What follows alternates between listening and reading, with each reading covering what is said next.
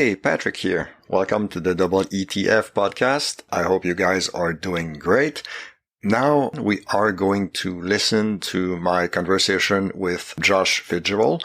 I know Josh from the weekly Name That Tune quiz from the Rock Solid podcast. We talked a little bit about movies, music, travel, and even a little bit of sports. So I hope you enjoy. And without further ado, here is my conversation with Josh Fitzgerald.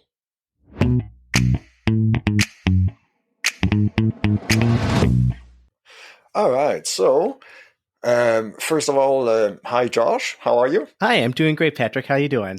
Awesome. Yeah, doing okay. We just finished maybe an hour ago. We finished a very fun time on Zoom. Yes, our weekly constitution of Name That Tune. Yes, yeah, exactly.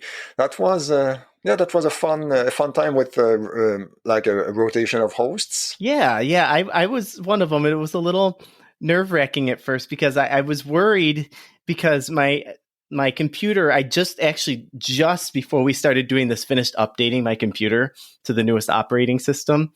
And because of that, my Zoom was not updated. So I could only fit the 25 people on my screen. Yeah. But we were more than that. Yes. Until thankfully, I'm so glad Mike Beats was there. But when he left, I was able to finally see everybody. I'm like, I can host. I was getting nervous. I'm like, I might have to back out, which would have been fine. But it worked out okay. Yeah, I wouldn't be surprised if we did another, host sharing deal. Yeah, that was fun. I liked the variety. Yeah. So, Josh, please, why don't you tell us a little bit about yourself? All right. Wow. There's so much to know. No, I'm kidding. Well, I'm Josh Fitzgerald. I live in Buffalo, New York, which is about 15 minutes from the Canadian. My house is about 15 minutes away from the Canadian border. Okay. So it's kind of a running joke with our little Name That Tune group that I'm kind of a half Canadian, half American, because a lot of half the TV stations I get are out of Toronto, and the radio stations I get are out of Toronto. I know all of your restaurants. Okay. They all come over here. I go to Tim Hortons all the time. All right. So nice. It's kind of neat. I haven't been able to cross for obvious reasons lately. I do go a few times a year. It's really fun. But yeah, I'm in Buffalo, where it's starting to get really cold. I'm sure it's very cold by you. Oh yeah, right now. Yeah, yes, it's getting there for sure. Yeah, absolutely. And I teach ESL, which is I don't know if everybody knows what that is. It's English as a well, they've actually changed the title. It's now they call it ENL, which is English as a new language. It used to be English as a second language. Okay. But it's the same kind of idea. So students who are, most of the students that I teach are from Spanish speaking countries like Puerto Rico. I got a lot from Cuba, places like that. So that's what I really enjoy it. I have younger kids that I work with. But I've been doing it for about 10 years. I've taught every age level from little to old, which is fun. Yeah. So it's pretty neat. I learn a lot of not languages while I do it, but I learn a lot of things about different cultures as I'm doing this job, which is pretty amazing and pretty fun. Yeah, that must be pretty cool. But did you have a how can I say, like a training background with teaching? Yeah, well, it's funny that you say, because my father was a teacher. And of course, it's one of those things where when you're growing up, people ask you, oh, you're going to be a teacher too, right? And you're like, hell no, not a chance. You've got to be kidding me. So I ended up going to school for music for 1 year.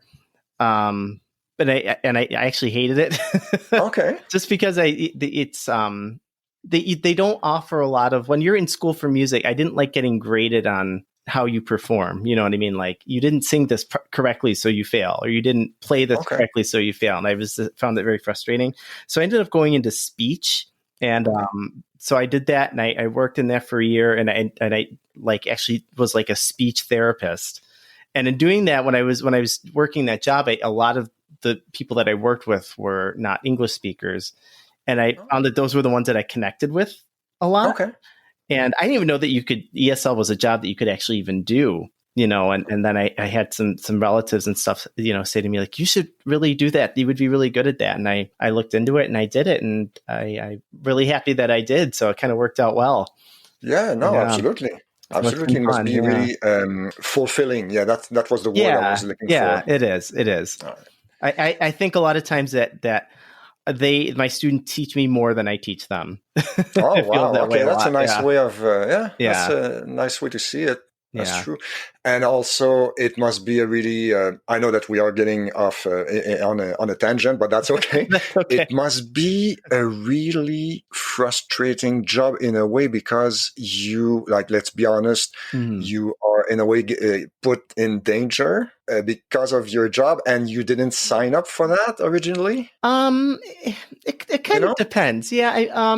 I don't know about it, danger necessarily, but you definitely find yourself in a lot of situations where people rely on you for certain things and certain, with certain information that you can't always, you know what I mean? You know what I mean by that? Like, I was more seeing it in a COVID way, like I see what you mean. Yeah, yeah, yeah. like the kids Yeah. can infect you and each Yeah. other, and then they go back home, and that Yeah. that's what I meant. Yeah, yeah, yeah. Well, it's funny because a lot of the families that I work with, where I'm working and where I live is very, very like, it's like field country and wine country. So a lot of them are like migrant workers. So they really spend most of their times outside in the field, which is actually a little bit safer in a lot of ways because, True. rather than like a factory job or something like that, it's easier to social distance and you're outside with the air. So thankfully in that regards is, there's been, it's been a little bit easier that way. And we actually I'm lucky to be where I'm at because we actually got like kudos from the governor saying Okay. like, what you guys are doing are working, because our numbers have thankfully so far been pretty low. Okay. So hopefully it'll stay that way. I don't know. There's talk of another shutdown, but we'll see. Yeah, fingers crossed. Yeah. We are holding our breath here as well. Yeah. It's feels like touch and go. Yeah. Pretty much. Yeah, for sure. So on a happier note, you also have a podcast. I do. Yes, I do. Tell us a little bit about it. Okay. Yeah. I started, it was about 2 years ago now. The name of the podcast is called Movies That Rock, and it pretty much is that. It's where I have guests on I pretty much release a show every other week, and I have a different guest every time. We pick a movie that's music related, and more often than not, it's like and it's called Movies That Rock because they're rock and roll related. So like the Beatles movies or what have you, things like that. Because I'm such a huge music nerd, and I've seen surprisingly few movies about music, and I wanted to start, and I love movies too. I'm kind of a big movie nerd as well, and those two worlds have never gotten together for me for some reason. I don't know why, and so I kind of had this idea a couple of years ago. I'm like, well, I should really start watching more music movies because it's such an interest to me, and then it dawned on me, yeah, I should maybe highlight my journey or chronicle my journey through this with a podcast, and maybe I'd get some insight from people who might know these artists or movies better than I do, and it might make the experience a little bit more fun, and it has. Yeah, no, I'm sure, but I'm wondering who gets to choose the movie. Is it you or the guest or both? It kind of depends. A lot of what I do is I'll on the Twitter account for the podcasts, sometimes I'll just, like, if there's a movie that I know I want to see, I'll just kind of throw out a tweet that says, hey, if anybody is interested in covering this movie, let me know. Okay. I do a lot of that. And sometimes too, I'll get messages from people, ask me if I've covered a certain movie, and if I haven't, I'd like, you were the first one to mention it. So if you want it, you're in. Okay. That kind of thing. So it's kind of a mix. I'm very, very easygoing with that. If somebody wants to do something, do a movie that I haven't done yet, I'm like, absolutely, and so it's kind of it, and it's neat too because it's gotten, I've been able to get some people who have never done podcasting before to come on the show, because it's been about a certain movie that they love, and so that's been fun. they are eager to talk about it. Yeah, yeah. I'm not sure if, I mean, I still have quite a way to go when it comes to musicals because Mhm. I get them, well, like musicals, quote unquote. Do we call that them music movie or musical movies, or what Yeah, we both I know what we are talking about, right? right. Yeah, What I because mean, I mean, mine is like a mix of like, it can be like I haven't done too many like musicals like that. I've done maybe one or two, but like concert movies or rock documentaries, that sort of thing. Yeah. okay.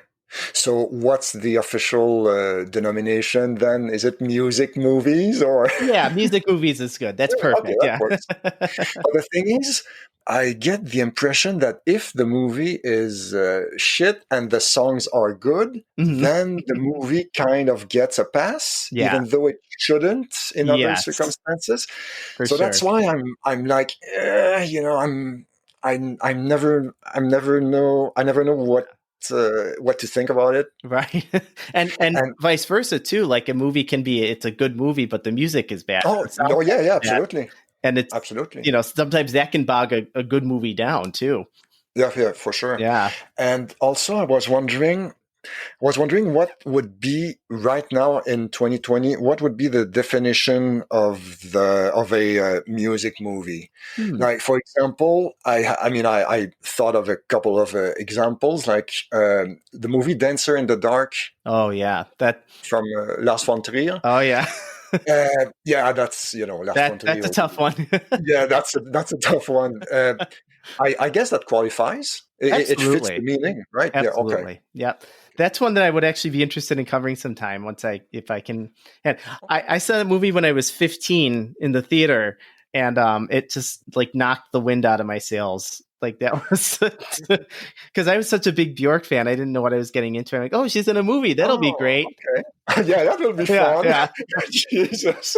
Okay. No spoilers on that one, but just be warned, No, audience. no, no, Yeah. no. That's true. That's true. Good point. Yeah. And also, I had that's probably a dumb question, but I guess Whiplash doesn't qualify as a music movie, right? I think maybe it would because I mean it's not like centered on an artist or anything like that, you know. True, but it seems that maybe like in the same way that Amadeus wouldn't be a Mm. music movie as well.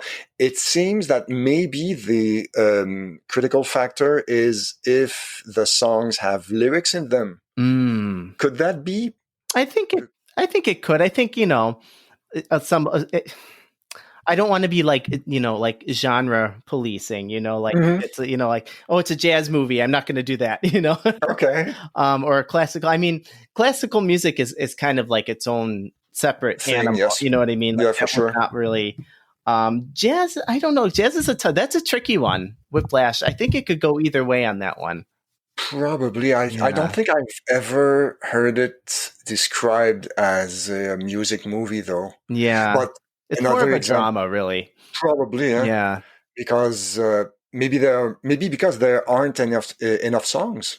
I think there are True. only three or four like musical parts, quote Right. unquote. Maybe not And sure, maybe but like one or two of them, I think, are even the same song that they play again. yes, Yeah. yeah, that's true. That's Yeah. true. Another example would be "Walk the Line." That's more Oh, of a yeah. musical biopic. Right. Right. Then Hmm. it's not a well. Is it? It is a music movie at the same time. Yeah. Absolutely. Yeah. Because it does have musical numbers and Yes. performances and things like that. Yeah. But you're right, though. Maybe we shouldn't be the genre police. That was a good expression. I'm gonna try and Oh. remember that. But it gets real tricky because I mean I've had I've covered movies on my show that are really like are they really music movies like and so it's kind of like something like Hedwig and the Angry Inch could go either way because Yeah. it's like Okay. that's more like a musical but it's also a rock and roll musical so it's give and take. True. Yeah. True. That's a good example. But well, then in that case, I'm gonna ask you, what is your favorite music movie? Oh boy. All right, I have like a top 3 Okay, please. that I could give you. My number 1 would probably be Yellow Submarine. just because Okay. I watched it so many times when I was a kid, with all the colors and all the animation. That just I've seen it probably 200 times in my life. Oh, wow. Yeah. Okay. Jesus. Yeah. Sometimes was not a choice of mine because I used to babysit a kid who was also like obsessed with that movie. So I would have to watch it with him too, but I was okay with it because I enjoyed it myself. You can quote it Oh from, yeah, pretty much. top to bottom, I'm pretty sure. Pretty much. Yeah. Nice. Yeah. What else? I also like, another one that I really love is Gimme Shelter, the Rolling Stones Okay. one. Yeah. This because I think it's such a powerful experience seeing everything watching everything go wrong, from the beginning of when they're starting the concert and then by the end of it when it's this complete disaster and you kind of see it unfold. Yeah. And you can and the way that you can really just feel the tension building and building and building. And it really like that movie. When I'm finished watching it, I feel like I've just watched like a good horror movie. It has the same effect on me, like Yeah. kind of In a freaked way, out yeah. and yeah, like it makes Tension me, super high. yeah, and it makes me not want to go to concerts. Have you seen it many times, that movie? Maybe like 4 or 5 times. Okay. I had to most recently. Our friend who plays Name That too, Nick, he has a movie club that he was doing during quarantine, and that was one of our selections. And so Okay. that was the most recent time I've seen it. But yeah, before that, yeah, maybe like 3 or 4 times before that. Okay. Yeah. And what would be the third movie on your top three? So the third movie is a very strange pick, and it's kind of an obscure movie too that a lot of people might not know about. But it's the Monkees movie Head. Okay. I don't know if a lot of people know what that's about. So basically, I don't. Sorry. well, no, that's okay. So I won't say too much because I'm going to use this opportunity to promote myself and say, listen to the episode that I did on that with Craig Smith and Megan Stemwade, who are like really Monkees experts, and that was a really fun show to do. But basically, what it is it's the Monkees, who are like known as a fabricated group, like a boy band almost back in the 60s. Mm-hmm. They their show had just been canceled and they knew that their career was falling apart. So they decided to make the most like insane fucked up movie that ever, like they basically, they hired Jack Nicholson to write a script, and it's basically just a series of nonsensical little skits that they do. Jack Nicholson for real? Like that Jack Nicholson. Yeah. I didn't know that. Yeah. Okay. And it's basically the whole movie is just him and them making fun of Hollywood and deconstructing, how artificial everything is in Hollywood and how ridiculous it is, and making fun of their image and making fun of hipsters and the hippie culture, and like Frank Zappa's in it and Terry Garr is in it. And it's a crazy, crazy movie, but it's really funny. The music is amazing. And some of the, like, even some of the special effects that they use and stuff like that in the movie are pretty interesting.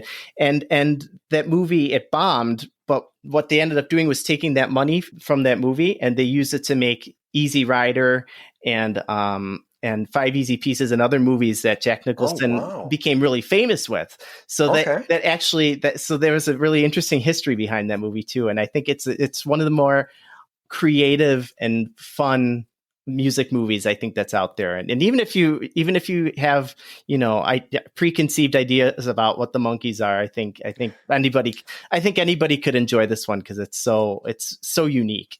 No, yeah, that's awesome. I had no idea. Can you tell us the name again?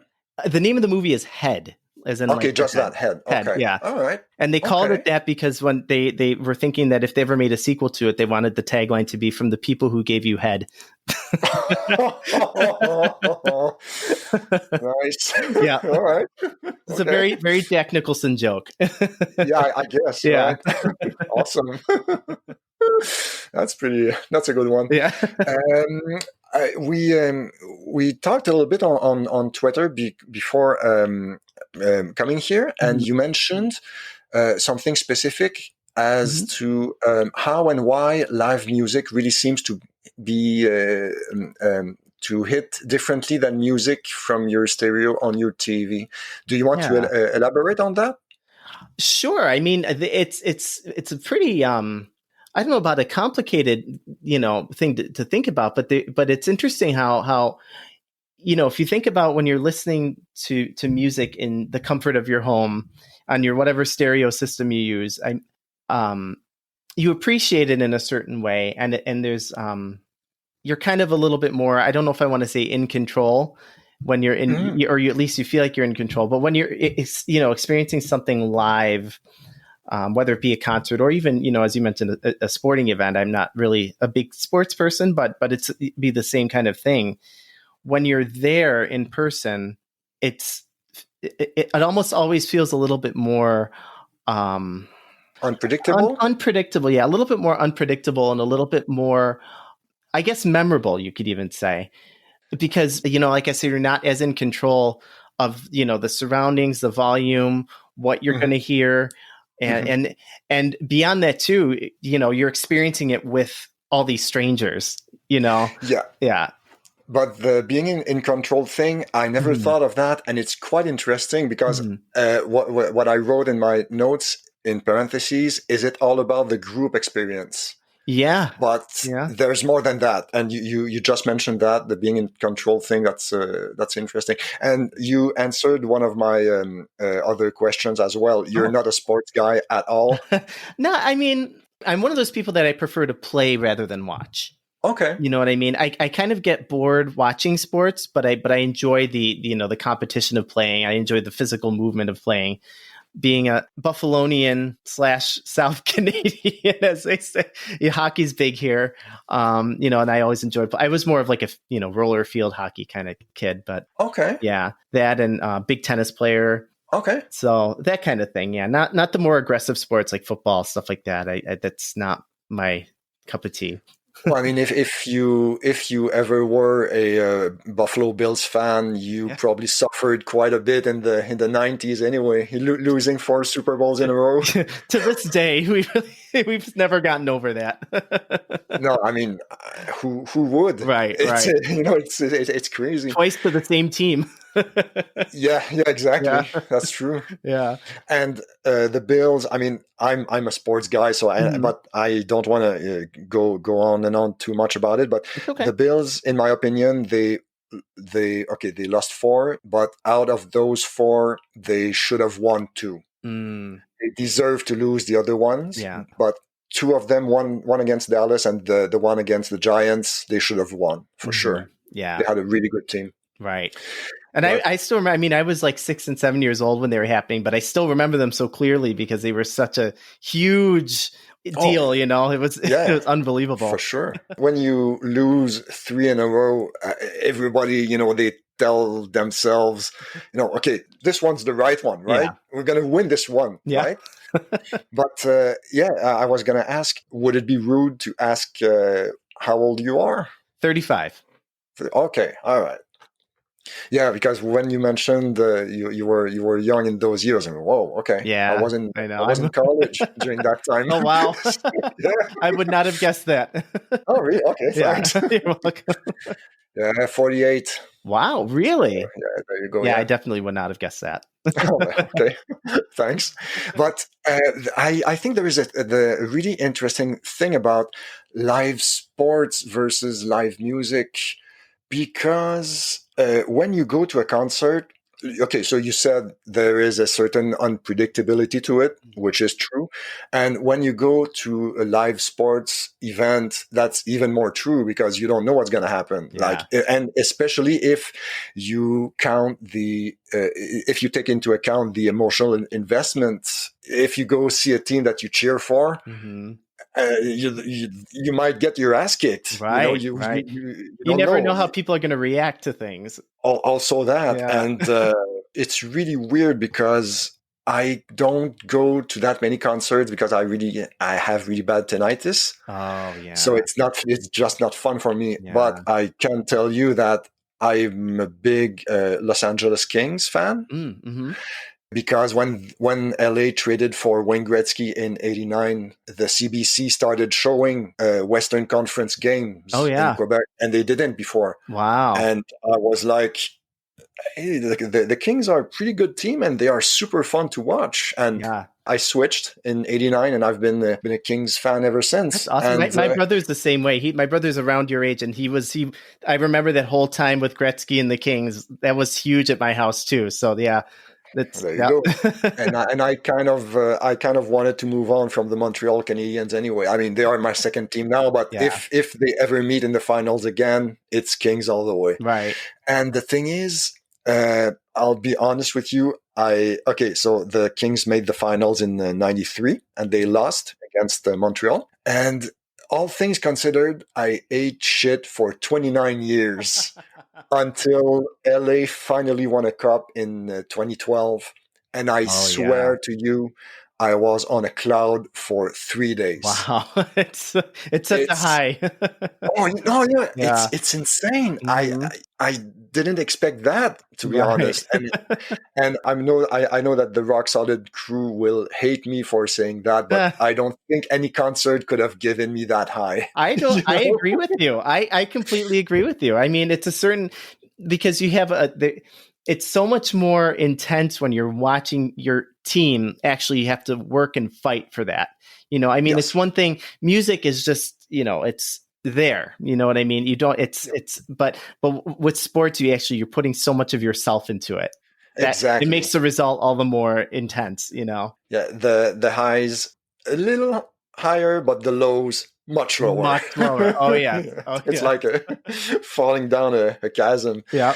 And just for the record, speaking of Montreal, this is kind of a funny Josh fact. Is the only Major League Baseball game I ever went to was one of the final Montreal Expos games. In 2003. Yeah, they left for Washington in 2005, I think. Yes. Okay. Yeah, 2004. Yes, it was at the end of 2004. Okay. I went to my only Major League Baseball game that was an Expos game. And did they win? Yeah. I can't remember who they played. That was such a long time ago, but I remember just being really excited that wow, this is my first baseball game. And, I was just taking it on. We were in Montreal for the weekend with college kids, and it was, I drank through most of the game. It was fun. Okay. And even though Toronto would have been closer, you still went to okay. Well, the reason is because I was in a group of like the French majors, and so they were, and there was a kind of a whole thing how that worked out is I actually lived in the house of the French majors because I got into the college late and they didn't have any dorms left that they could put me in. They said, but we do have a room available in the French house, which is where we put all the French majors, but we only have like 8 people who are studying that. So we're going to put you in there. Okay. So they did a lot of like these, field trips and so they went on a weekend trip to Montreal, to kind of get some of the language immersion and stuff like that. Okay, well, so I tagged along with them. Oh yeah, no, that's cool. But Montreal is so bilingual that if you don't want to learn French, you probably won't. Right. So that worked out well for me. Okay, you would have had to go further east to Quebec City. Oh, okay. Yeah, that would have worked. Yeah, and it's a gorgeous city, to be honest. I'd love to go there one of these days. Yeah, once COVID is behind us. Yeah, I know. Hopefully soon. Yeah. Oh yeah, for sure. Yeah, for sure. Actually, I mentioned my soccer podcast before we started recording, and I have a series of 4 questions that I asked a few people. Those questions are: what is your favorite soccer movie? What is your favorite soccer book? What is your earliest movie of a soccer game? And what is your favorite or most memorable game that you saw in person? So I will adapt those questions to music movies. Okay. So we already covered what was your top 3 when it comes to music movies. And now I'm going to switch it around and ask you, what is your least favorite one? Like, what is one that you had to watch for the podcast or something, and you thought, well, that fucking sucked. Actually, you know what? Now that I think about it, it's an easy answer. Our buddy Pat Francis. Okay. Here we go. Had this wild idea that we were going to do, and this was my Halloween bonus episode, by the way, guys. We did the Rocky Horror Picture Show followed by the sequel called Shock Treatment, Well, Oh, so I didn't know there was a sequel. I didn't either until he mentioned Okay. it. He's like, "Do you know about Shock Treatment?" I said, "I have no idea what that is." He said, Okay. "It's a sequel to the Rocky Horror Picture Show." I'm like, "That sounds interesting." So he bought the DVD, mailed it to me. I watched it, and then I mailed it to him. He watched it. It was the worst fucking movie I've ever seen in my life. Like it was Jesus. it was awful. Like there was almost nothing I can think of that was redeemable about it. The music was terrible. The actors had no chemistry. It was just awful. And I don't recommend it. Like, unless you're a Rocky Horror diehard, just don't. And it wasn't even, there was nothing about it that even related to Rocky Horror. Like, none of the same characters, none of the same actors, really, except for maybe two people. So it was bad. You can listen to that episode too if you want to hear us just completely tear it apart. Okay. And so then we gave away the DVD to one lucky listener. Or unlucky, guy. Yeah, exactly. You should have done, everyone a favor and snapped it in half. There you go.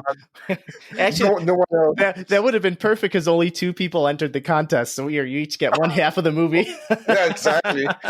Everyone's happy. Yeah, it's all good. Happy ending. Yeah. Okay, so question 2 would be, what is your favorite book related to music in general? Like, it could be a biography, or it could be something like a High Fidelity or something. Okay. Wow, there's so many that I love. I think my favorite one is probably a general one, and it's kind of a qualified choice as my favorite. And the reason I'm picking this book as my favorite is because it's one that I go back to all the time. And it's actually the book of the 1001 albums you should hear before you die. Okay. And I think the reason that it's, even if it's not the best one, because some of the choices I think are really strange that they chose for this, but but it's one that I reference a lot because it goes all the way like from the early 50s to the 2010s.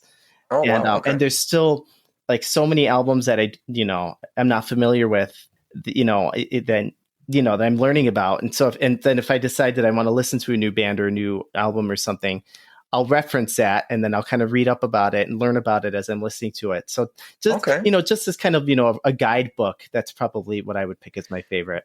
Is it old? I think the most recent update was maybe 2018. Okay, that's good. Yeah, I think the one I have is old. I think the one I have is like 2014, I want to say. All right. Yeah, they're constantly updating it. Yeah, which you would have to do for something like that. Yeah, I guess. Yeah. So next question would be, what is your earliest memory of a music movie? Which one do you remember watching first? Wow. I would probably also have to go with Yellow Submarine again for this one. Okay. Yeah. Good job. Yeah. I just remember being little and I just remember a lot of colors.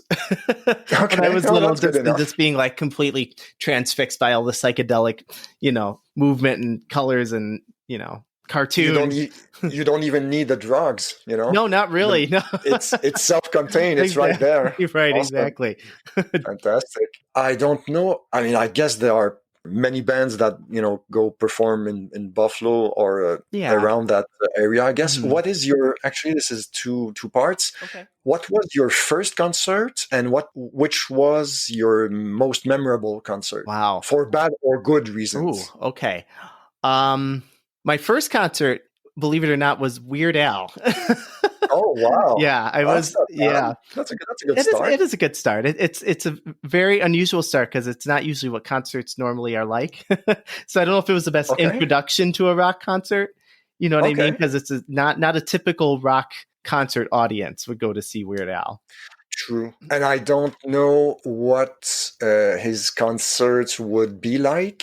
Like, is it more like, performance art or whatever mixed with some songs? I remember there was a lot of videos. Like he would, like in between songs, he'd have like a video screen and he would show one of his music videos or like one of his fake interview clips or something like that, or something from his movie or TV show. And and then he would use that time and he'd get a costume change, like he'd put on his Michael Jackson costume or whatever it was. And so it was fun for a 11-year-old kid. Oh yeah. At that age, you must have had a blast. Yeah. So would that also count as your most memorable concert? My most memorable one. That's a tough one. I would have to say, all right, I can maybe have two answers because I do have one memorable Sure. bad one and one memorable good one. Absolutely.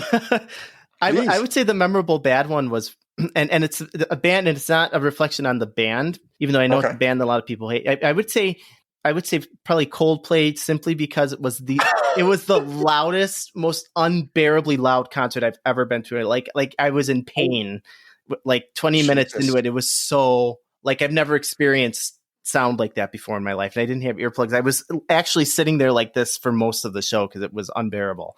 Yeah. Jesus. Yeah. That's not fun. No. And were you close to the stage or? Not really. No, we were right. Like, it was an outside amphitheater. So we were kind of like right at the front of the lawn, like where the theater actually ends. Okay. So I can't imagine what it would have been like in like the front part. Jesus. Yeah. Yeah, that's not ideal. No. At all. And then they sang "Fix Me" and "Fix You," and I'm like, yes, please, you need to fix it. yeah, for sure. And so, which one would be your best? The best one was actually something that I mentioned earlier today when we were playing Name That Tune, is when I went to see Sharon Jones and the Dap Kings. And it's and they're not a band that a lot of people probably know about, outside the fact that that she passed away recently, and she was kind of like a neo soul kind of singer. She puts on an incredible show, like unbelievable live act. But it was memorable in the sense that she actually took me on stage to sing an entire song with her on stage in front of all those people. She just picked you out of the crowd? Yeah. And so she was pointing at me, because she makes it kind of part of her act. Like, she'll pick somebody random. And so she kind of looked at me and pointed, and I didn't go up at first. I'm like, why would she be pointing at me? There's no, that's ridiculous. And then the people I was with were kind of pushing me, like, "No, she's pointing at you." And I was like, "No." And so they mentioned, and we were really close too. So then they ended up like shoving me so she like took my hand, and I went up there, and I did an entire song with her. Jesus. It was crazy. When was that? Maybe like 2011, 2010, 2011. Okay. Yeah. Okay. It was a while ago. Yeah. And then she gave me this big kiss, and I actually had a lip marks on my cheek for the rest of the night. Never watched that cheek again. No. Wow, no, that's a pretty kick-ass story. Oh, I have one other good one too that I just remembered. Sure. I went to see REM in Toronto, and we were third row center, and it's like one of the closest I've ever been at a concert. And I went with a friend of mine and my brother, and the friend that we went with, he didn't know that much about REM, but he decided he was going to go with us anyway. So we go, and he lived in a cave. Pretty much, yeah, exactly. Pretty much. And so they're performing songs, and you could see that he's not really into it. And so after one of the songs, we're all applauding, and he's sitting there clapping like this. And Michael Stipe looks over, and he sees him going like this, and he stops, and he looks at him, and he goes, "Oh my God!" Makes fun of him on stage. Wow! and then he realized that he was making fun of him, and then he's like, "Oh, sorry, yeah, this is great." Jesus, it's a little embarrassing. Yeah, it is. Yeah, I probably didn't live that down for a while. No, but I think that story. I actually also wanted to bring that up too, because I think that plays into our conversation about like how experiencing things live can be so much more memorable with things like that, because it is that crowd experience, like you said, like they're feeding off you and you're feeding off them. So that's true. Yeah, that's true. Yeah, good point. All right, so now it's time. If you want, we can go rapid fire. If you want, I'll do my best. 10 weird questions, like weird. Okay. So.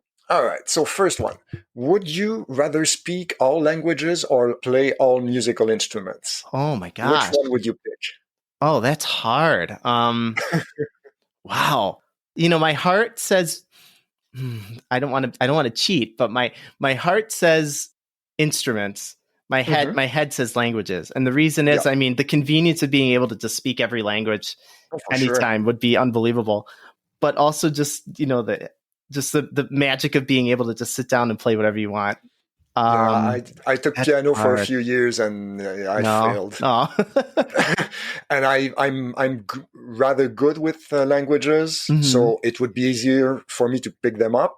but Yeah. because I have no musical talent, but still I would choose languages just for the convenience. Like, if you travel and all, Right.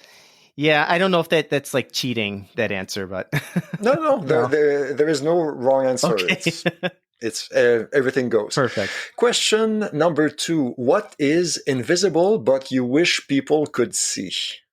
What's invisible but oh wow. Hmm. Is this one of those there's no wrong answer questions? Yeah, Okay. absolutely. Because I don't know. I guess the only thing that I can really think of, and it's very cheesy, but kindness. I wish people. I mean, is that considered Okay. invisible? Yeah, I guess. Maybe acts of kindness are not, but Yeah, I mean, acts of, yes. but I mean, just The concept itself is invisible, I suppose. yeah, that kind of thing. Okay. Yeah, just That being works. able to see, or being able to see how people's empathy, I guess maybe would be a better way of putting it. All right. Or maybe like how they feel, so you would know how to handle them. Like, Yeah. if you know that someone is in a bad mood or sad for whatever reason, Mhm. then you would know that before interacting with them, I guess. Yeah, that's kind of what I was getting at. Yeah. Okay. Yeah. All right. Now I got a good one for you. Okay. Number 3, what is your favorite insect? Oh, Yeah. wow.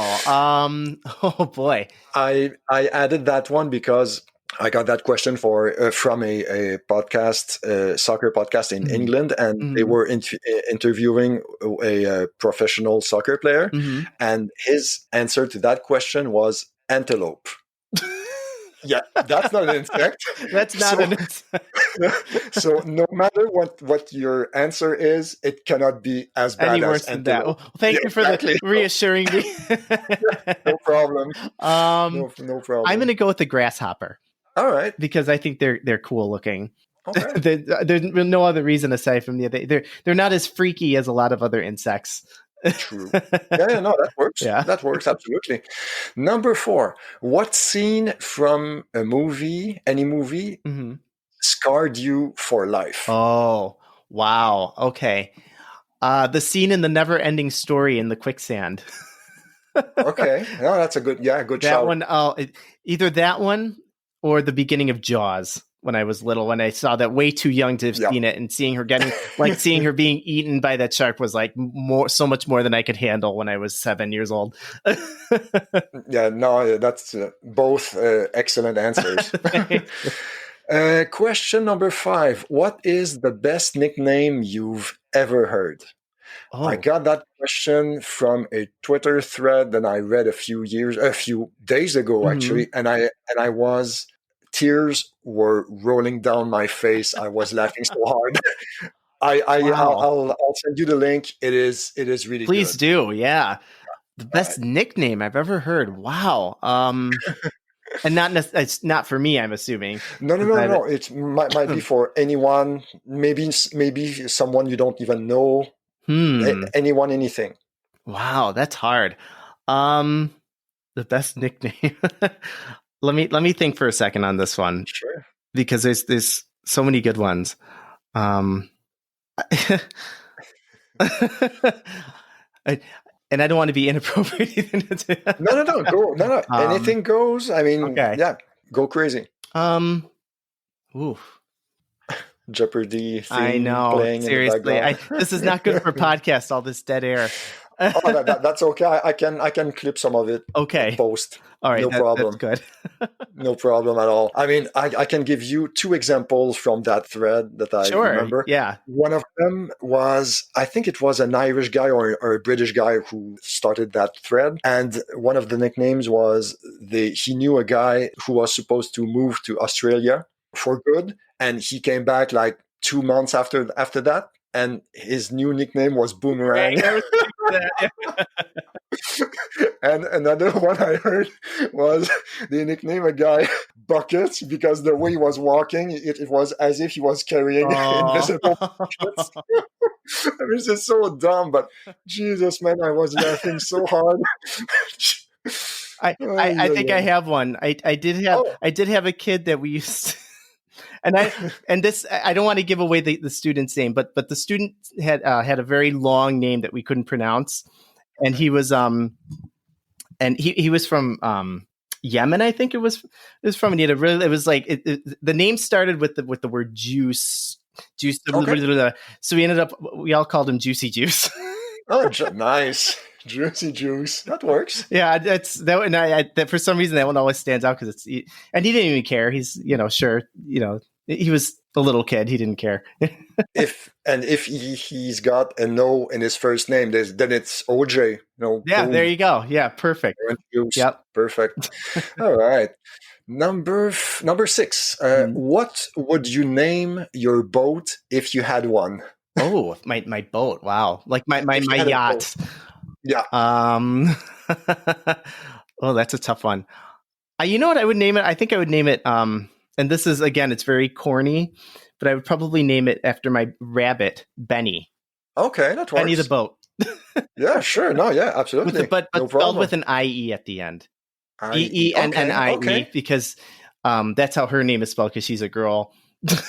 All right. Benny and the Jets, yeah. Okay. When I got her, they told me it was a boy, so then we named it Benny. Come to find out, it was actually a girl. Okay. So, there you go. One of those things. Problem solved. Right. Problem solved. Number 7. Where is the worst smelling place you've been? Well, last month it was my basement. Oh, the worst? Yeah. Because I had a sewage backup. My toilet pump backed up and it flooded the basement. Oh my God. Awful. I would come home from work. I think that it was fixed. I'd call them and they'd come and I thought it was fixed. And then I'd walk in the door. The second I walked in that door, it like hit me. I'm like, oh my God. You can feel it in your throat almost. Oh, Jesus Christ. God, it was awful. Awful. Ouch. Yeah. And so finally, thank God, just 2 weeks ago, I've had any problems in 2 weeks, but okay. But oh my God, fingers crossed. It was just add that to the list of 2020 fun. Yeah, exactly. Yeah, that's right on point, right on topic. Yeah.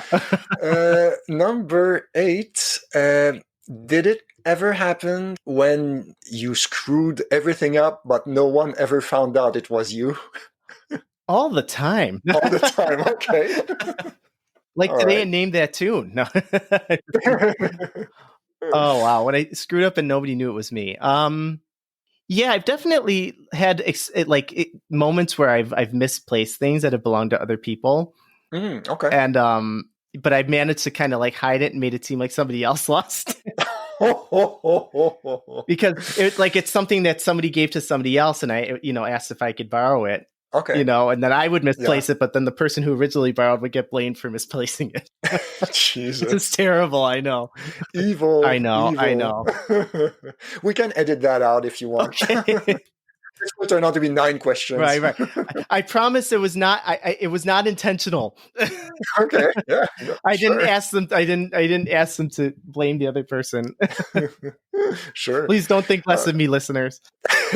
No worries. I don't have listeners yet, so you're good. Perfect. Please don't think less of me, Patrick. No worries. Number 9. What is the most interesting thing that you've read or seen this week? Oh, wow. For me, it was the Twitter nickname thread. That was the best thing. That's a really good one. That's a really good one.